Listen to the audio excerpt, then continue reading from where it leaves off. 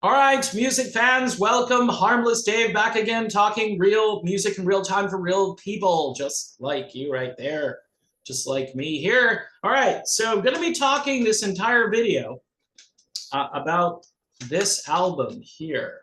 Sunstorm, brand new. It's called Brothers in Arms. Yes, they stole the Dire Straits title, which was a great album from the mid 1980s. But these guys are they're unified in their love for rock music, baby, and Rainbow, Deep Purple, Michael Schenker group kind of stuff here, folks.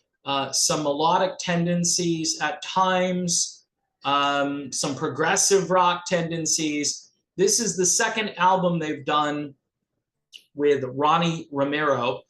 He's the guy who replaced Joe Lynn Turner, who allegedly did not want to do any more of these or didn't get back to the record label. So the record label said, okay, this is kind of like our brand and we're continuing. Now, a lot of people are still upset that Jolene Turner isn't a part of Sunstorm, but my message to most of the rest of the people who aren't really upset with the fact that Jolene Turner isn't there anymore, my message is a lot of people didn't even know this whole thing existed in the first place. No offense to Sunstorm, the brand or the record label, but if you can get this out there to people to listen to, and then those people are so devoted, and there are millions of people that purchase this, which probably won't happen, right?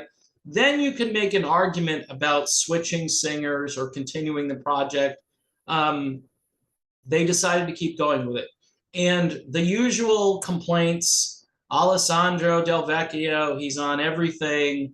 He's, derivative of himself on different projects like Sunstorm is Hardline and Revolution Saints and all this stuff that he's done over the past, I don't know how many years, maybe 10, maybe 8 years at least.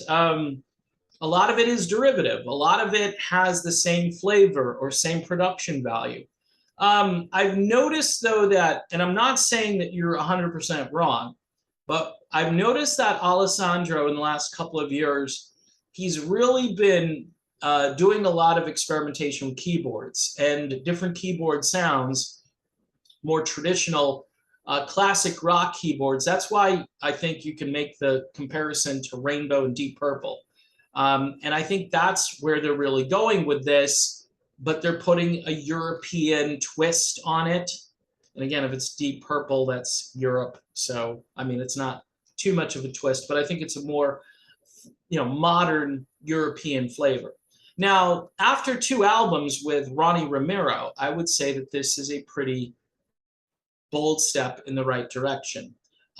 You may have heard the first single. I don't know because you have to spend time probably on YouTube. There's a tune called Games We Play, which was out there early on.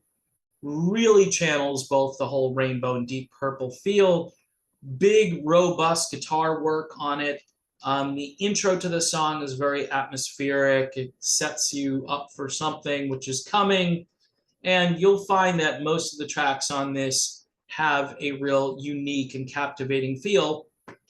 I make the argument all the time, too, that imagine if you could get one of these songs over on mainstream radio here in the United States. Like you're playing Five Finger Death Punch all day, and all of a sudden, this comes on. And I think, you'd have people like pulling off to the side of the road, checking to see if the radio station is tuned properly. And this is why, the focus testers out there, once they just I don't know, drill the same music into your brain over and over again, they've got you. But I think this would do really well. This is not cheesy. You're going to hear, oh, it's kind of, this is old school, but it's not cheesy. It's very modern. It's very fresh. And Ronnie Romero is a great singer, right? Jolene Turner, who was with this project, was a great, great singer. Both of those guys, by the way, spent some time with Rainbow, so they have something in common. And smartly, rather than trying to reinvent a new style, This, I think, takes the old sound and brings it to the year 2022. Is it my favorite album of the year? No, it's not better than the Lone Rider album, which I've been talking about incessantly. But this is very good and probably will finish in my top 10 somewhere. The songs themselves, right? You need to check out Games We Play. I'll Keep Holding On. That's a song that I think would be on top 40 stations in 1982. Think Street of Dreams a little bit by Rainbow. There's not too many people, with all the complaints out there about Alessandro and how he's derivative, there aren't a lot of people doing this, okay? So he's kind of taken the melodic rock world and put it on his back, and he's kind of, you know, doing a lot of the production on these albums, the songwriting. I don't know how the guy writes this many songs. Other songs to listen to on this, I Will Remember and No Turning Back. Great guitar riffs, big old school keyboard sounds. The song is just a big, bold song. One of my other favorites on the record is a tune called Back My Dreams, which is almost like Vandenberg, which again, you could throw them into this as well. If you know who Vandenberg is, I don't know. I know I'm kind of dating myself. And yeah, the old school melodic rockers, they know all this stuff inside out and they live it, breathe it. But once, you know, you're kind of removed from that for a few years and you're not thinking about Vandenberg, right? Which, great band, great early 80s. And this has a lot of that feel to it, has a lot of that. There's more Deep Purple, Lost in the Shadows of Love, all of those Deep Purple characteristics. I don't know, people. You're going to find that there's not a lot of competition out there. And you could say, well, what are you saying? It's because this is the only thing that's out there? No, there are things that I get all the time that I listen to from this record label and other record labels, and I ignore them. Or I listen to them and I go, yeah, it's okay, but this isn't the best of what this record label or these people have to offer. So I move on and I try to find things I think that are in the upper echelon. I give this album about a 9.6 on a scale of 1 to 10, right? I try to be generous with the ratings because I want people to go and listen to the music. For those of you who are tired of Alessandro Del Vecchio, I get it, but in the same breath, I'm going to tell you that he's still really good at what he does. And he's a decent guy, and he's working his butt off day in and day out to try to keep the melodic rock going, seriously, because there aren't a lot of people doing it. So I give him a lot of credit. You know, the guy eats clean and he works out. You know, he's busy.